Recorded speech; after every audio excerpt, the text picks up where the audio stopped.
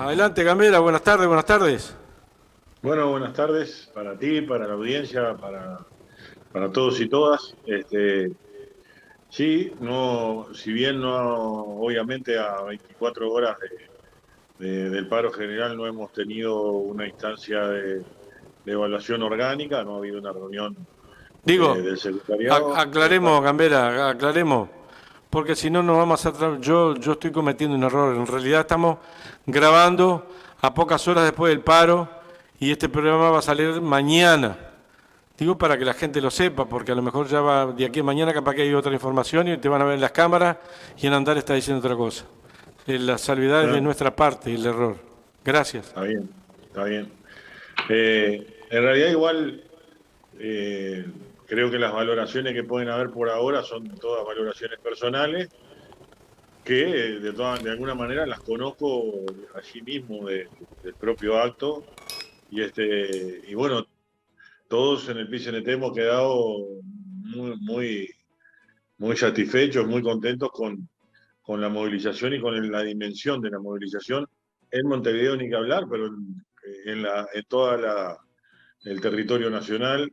De alguna manera ha quedado expresado el descontento, el rechazo de la clase trabajadora, de los trabajadores en general, respecto a varios temas que están, digamos, en la actualidad hoy en el debate nacional.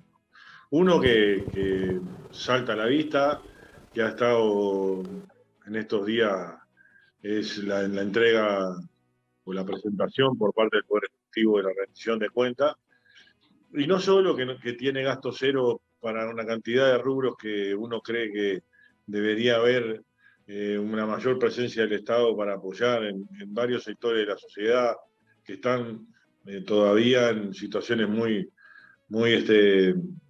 afectados por la pandemia, y es ni que hablar los barrios de contextos más críticos en nuestro país, también toda esta gente que está teniendo que ir a comer a las ollas populares, el propio presupuesto para la educación que no mejora. Pero lo que fue realmente eh, llamativo fue que no haya ni un peso en esa rendición de cuentas para la investigación y para la universidad, ¿no? Después de haber escrito y hablado loas y loas y loas sobre la importancia que tenía que tiene la investigación científica y la universidad en todo lo que fue este proceso de alerta sanitario que nos tocó vivir los 2 años pasados. Sin duda eso ya de alguna manera quedó en la parte oratoria marcado como un gran descontento de nuestra parte. Y bueno, junto con eso, todos los temas vinculados a la rebaja salarial, a que seguimos sin Y ver. sin pasar al otro tema, si me permitís, la importancia que tiene, porque cuando se viene con el tema de volviendo al ítem anterior sobre el tema de la investigación, no se genera, un investigador no se genera de un día para el otro. Son años donde vos le cortás la cadena de aprendizaje, es decir, a través de la cadena de inversiones, hay una caída brutal en la UDELAR, en investigación. Sí, es que sin duda, si queremos pensar, desarrollar, proponer a largo plazo un proyecto de desarrollo para el país que dependa menos, por lo menos, que dependa menos o algo menos de lo que depende hoy, que es casi todo, una dependencia casi total de las exportaciones de carácter primario, de lo que son los productos directamente extraídos, ¿no? Tanto sea de minerales o de la celulosa o de lo agro o la producción agrícola, los granos y demás. Si queremos desarrollar y tener un proyecto en ese sentido, tiene que haber una producción de conocimiento y de investigación propia de nuestro país que haga que eso sea posible. De lo contrario, siempre vamos a depender del conocimiento generado en otros lados, en otros eslabones de las cadenas de producción, y el nuestro será uno de los eslabones débiles que siempre es prescindible, además, ¿no? Y por tanto estaremos siempre sujetos a los avatares de los precios, de esos productos que vendemos, como los granos, o a la voluntad de otros de querer comerciar con nosotros. Commodity, ¿Cómo? los famosos commodity, Sí, es claro, por decir, eso. todo Porque primario. no solo terminás dependiendo del precio, sino de que los demás quieran comprarte o no. Y esa creo que es clave. Hay dos cosas que el Uruguay tiene que, en ese sentido, debatir en toda la sociedad. El Estado tiene que invertir mucho más en investigación, pero, pero también tiene que haber un sector privado, y cuando se habla de sector privado, estamos hablando fundamentalmente del ambiente empresarial, de los empresarios y de los empleadores de este país. Deberían tener una actitud más demandante de investigación y afectada a su producción, digamos, y y bueno, también de alguna manera destinar recursos privados para que esa investigación sea posible. Pero es evidente que ese sector privado, ese sector empresarial del Uruguay, en la más de las veces y a lo largo de las décadas en Uruguay ha ido quedando registrado, terminan teniendo mayor inclinación o optando por dedicarse a importar más que a producir y a comercializar cuestiones importadas.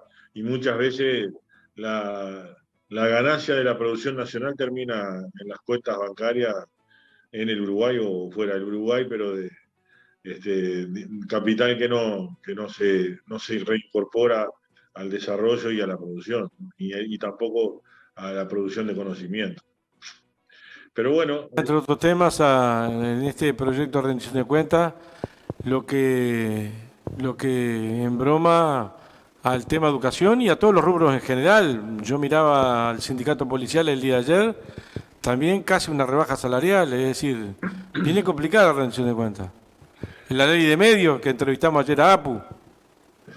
bueno, ahí de alguna manera se, se van quedando muestras y perlas que van generando el collar de pruebas de lo que es una afirmación que a algunos le cae como muy drástica de parte nuestra, pero en realidad creo que cada vez más, a medida que se ha ido el efecto y la justificación que tenían respecto al efecto de la pandemia. Digo el efecto de la pandemia porque yo no me animo a decir que la pandemia ya no esté o que ya no estemos en pandemia, pero eso se lo dejo justamente a gente que sabe mucho más de eso que yo y que son los científicos y demás, pero bueno, es verdad que estamos con menos efecto de la pandemia y por lo pronto sin un estado de alerta sanitaria. Y de alguna manera se han ido cayendo las justificaciones que tenían ese contexto.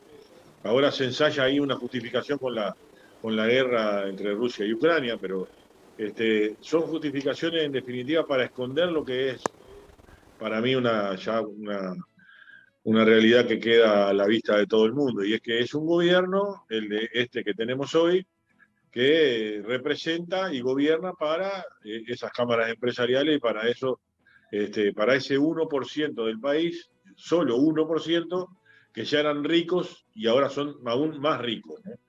Y gracias a esa gestión que tiene que ver con favorecer eso, y por ejemplo, frente a una economía que se recupera, como la muestran las gráficas, y un crecimiento del Producto Bruto Interno, que se produce en el último año, ese crecimiento del Producto Bruto no se refleja igual en el ingreso de los hogares.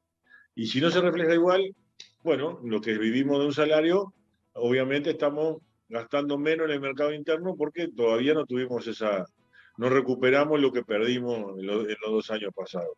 Y si no gastamos lo que no recuperamos, obviamente no se recupera el mercado interno. Y si no se recupera el mercado interno, quienes viven del mercado interno, que son los cuentas propistas, eh, quienes tienen un oficio y hacen arreglos o changas o lo que sea no tienen trabajo generado que lo demanden.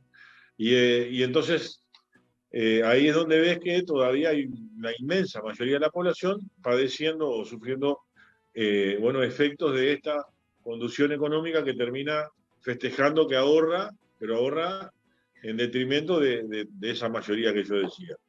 Y si a eso le sumás que la rendición en cuenta incluye la derogación total de la ley de medios, ¿no? Solo quedan 2 artículos que son de alta sensibilidad, ¿no? Que si Uruguay juega un partido eliminatorio lo tengan que pasar por los canales, por todos los canales y que estén obligados a poner lenguaje de señas. Si tenemos en cuenta eso y que ni más ni menos elimina los topes de la cantidad de medios que pueden tener en sus manos un privado, te está dando que, bueno, puede que mañana los principales medios de este país sean los dueños de toda la comunicación que uno esté consumiendo y de toda la información que uno esté consumiendo. Bueno, son realmente luces de alerta que de alguna manera, digamos, hacen entender por qué la movilización y el paro fueron tan grandes en estas horas, ¿no? Y eso es lo que estamos valorando. Creo que, en definitiva, esta instancia de paro general fue la síntesis de una movilización increciente que hubo durante todo el mes de junio, pero al mismo tiempo no es final de nada, sino que es el inicio de una segunda fase de movilización que va a tener como centro la rendición de cuentas, la recuperación salarial, y seguramente 2 temas estratégicos fundamentales, que son la defensa de las empresas públicas y de sus principales cometidos y sobre todo de su función social en nuestro país, y la seguridad social. La reforma de la seguridad social, que evidentemente la que ha surgido de los expertos designados por este gobierno, nosotros no la apoyamos, y no la apoyamos porque no descubrieron nada, no descubrieron la pólvora esos expertos, queriéndonos convencer de algo que ya sabíamos, que es que nuestro país es un país envejecido y que por eso creen que hay que hacer una reforma y justifican esta reforma basada en un esfuerzo exclusivamente de nosotros, los trabajadores y los jubilados de hoy y los jubilados del mañana, ¿no? O sea, tenemos que aportar más, tenemos que ahorrar en las AFAP si es que podemos, porque en realidad el que gana poquito va a ahorrar poquito. Y con el poquito ahorro después no se va a jubilar. El que no tiene trabajo o tiene periodos en los que no tiene trabajo, no va a ahorrar mientras no tiene trabajo. Y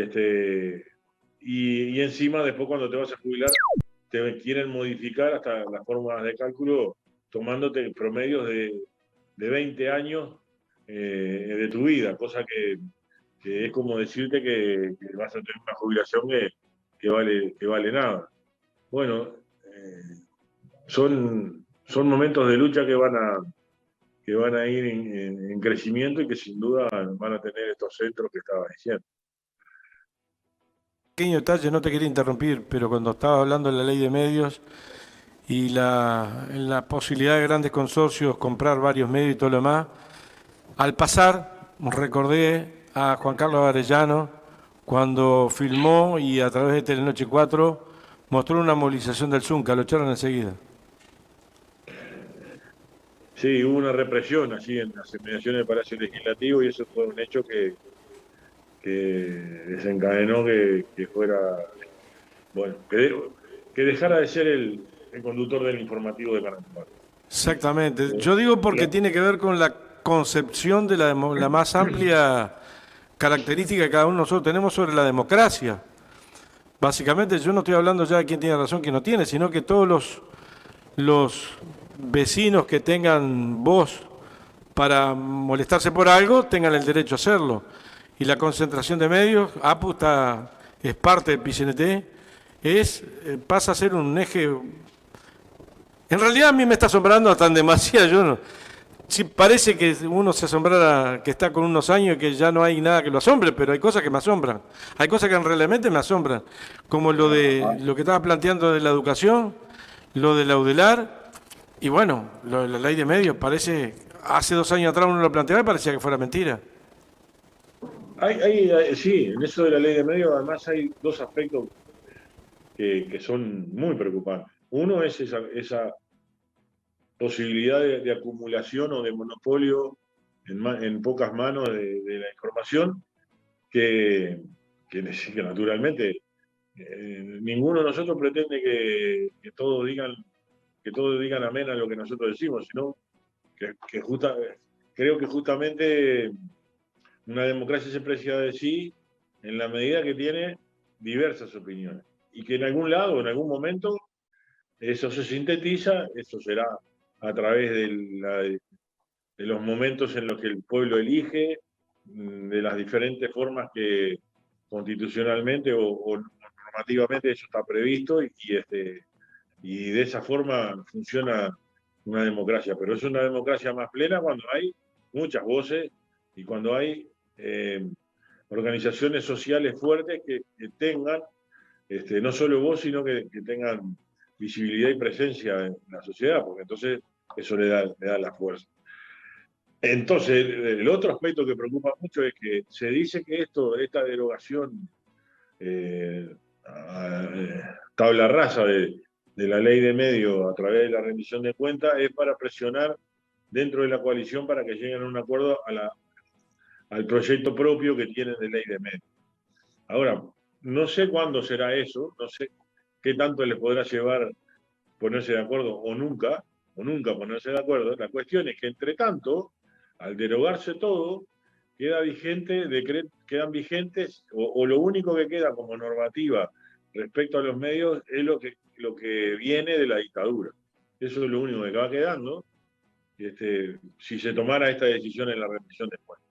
Y, por ejemplo, ahí sí que vamos, que con preocupación podemos ver cierto deterioro de la democracia porque quedan decretos que vienen de la dictadura que dicen que mañana a este programa lo puedan cerrar porque a alguien en el gobierno se le... Y esto lo digo en este gobierno o me preocuparía en cualquier otro gobierno cuando sea, ¿no?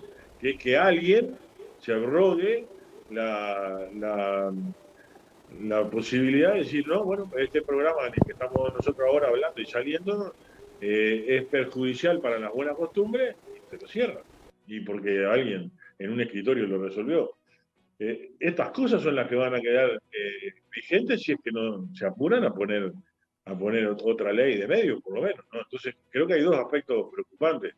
Uno tiene que ver con cuestiones prácticas y de buen manejo de las ondas, que son en definitiva un patrimonio de todos y del Estado, y el otro es que no haya paso a la censura, ¿no? Porque eso es lo que queda cuando uno agarra y barre con una ley así. En todo caso, también lo que me preocupa es que no son métodos parlamentarios muy ortodoxos esto últimamente que están usando, ¿no? Cerrando la columna, ¿cómo viene el tema dentro de la central, el tema dentro de la rendición de cuentas, el tema COFE, Confederación de Funcionarios del Estado, donde en el medio de todo esto se está tratando de enfrentar a la población o trabajadores contra trabajadores, uno que están re macanudos, dicen, y otros que están en la calle, o pueden quedar en la calle? ¿Cómo viene eso para explicarlo? Bueno, sí, hubo un intento ahí del ministro del Interior de poner trabajadores contra trabajadores. Yo, en lo que me es personal, lo recalco, esto es una columna y una opinión personal, pero ¿Está en claro? lo que me es personal, si, seguramente Heber fue el que les dijo a los compañeros policías que COFE no había querido o los había querido excluir en alguna manera. Porque lo creo capaz de cualquier cosa, Heber. Esa es la verdad. Eh, alguien que es capaz de decir ahora se puede salir a los barrios con las carteras, no sé ni qué quería decir en ese momento, pero si lo que quería decir es que podemos salir tranquilos por los barrios, la vida está demostrando que es capaz de afirmar cualquier cosa y sin rigor ninguno, o sea que no me extrañaría que él hubiera metido ahí cizaña y por suerte lo que él no tiene en cuenta es que los trabajadores tenemos capacidad para conversar entre nosotros y encauzar las cosas. Así que en definitiva es una anécdota más. Lo que sí importa es que los compañeros de COGE hayan podido avanzar y tengan un preacuerdo y que eso signifique que por lo menos paren de perder. De todas maneras, casi que se cae el preacuerdo porque habían puesto de Cayetano y Sotoboche, habían puesto ni más ni menos que una reestructura de toda la carrera funcional adentro de la rendición de cuentas y sin avisar a Guabá, ¿no? Siempre a alguien hay que se le filtra la cosa y bueno, lo sacaron y ahora está en una comisión y esperemos que bueno, que tenga el trámite que tiene que tener en el marco de la negociación colectiva que tiene que haber tanto en el sector público como en el sector privado. O sea que por ese lado tampoco vamos a tener problemas de trabajadores contra trabajadores. Así que bueno, todavía eso será una incógnita, pero bueno, todo el movimiento sindical está en la misma línea, ¿no? De tratar de parar de perder ingresos. Que estamos cansados de advertir que no está nadie pidiendo aumento de salario, sino que lo que se está haciendo es tratar de empezar a recomponer lo que se había perdido. Y en eso están también los empleados públicos. A título personal, porque es una columna del Mazo Gambela, no representa en este caso a la orgánica del PCNT. Ayer la gente de Fugban, que interviene aquí en Andares, tiene una propuesta de recrear y recomponer las intersociales a nivel país frente a las crisis que se están dando. ¿Qué opinas tú? En mi opinión personal, la comparto totalmente el planteo de Fútbol. Creo que es clave generar la intersocial, incluso va más allá de mi opinión personal, en este caso ya es un debate dado en el secretariado y en la mesa representativa y está resuelto y hay una comisión del secretariado trabajando para eso. Está resuelto ir eh, recomponiendo las cercanías con todas las organizaciones que componen o que estén afines a integrar esa intersocial. Es clave, esto sí es una opinión mía, pero es clave que podamos trascender de lo que son las organizaciones más afines y más cercanas al PCNT históricamente. Una de ellas es el caso de Fútbol, pero lo mismo iría para la FEU o lo mismo para UNASCU.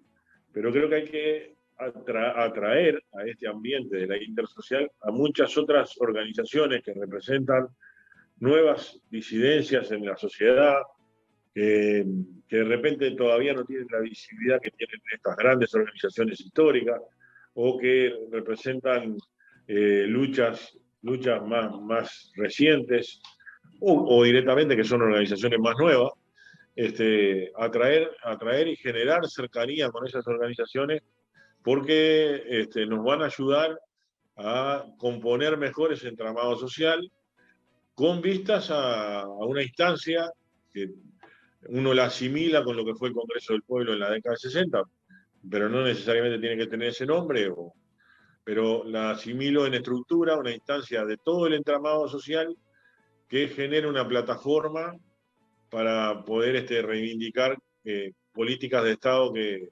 después tengan que ser desarrolladas por los gobiernos futuros y demás, y que de alguna manera marquen agenda respecto a una nueva agenda de derechos en nuestro país que redistribuya mejor y que de alguna manera genere un estado de bienestar, un estado en donde se pueda vivir mejor en el Uruguay.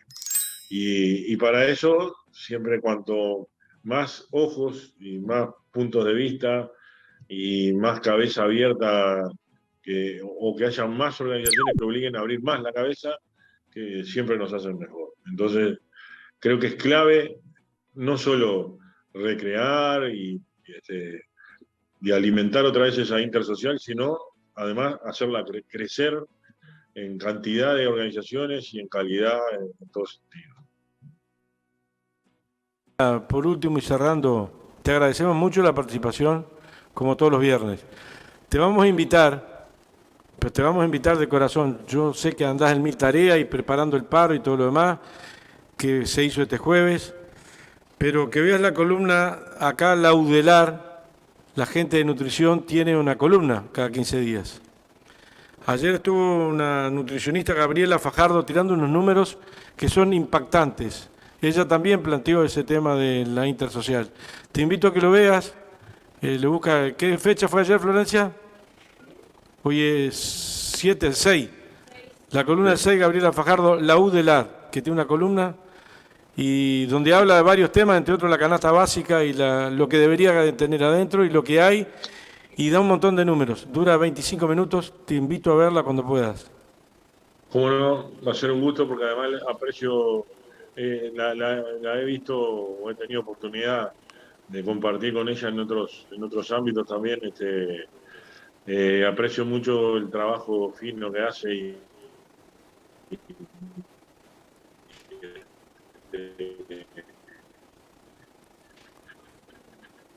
Se nos congeló. Se nos congeló. Pará. Aprecio mucho el trabajo que hace y se te congeló.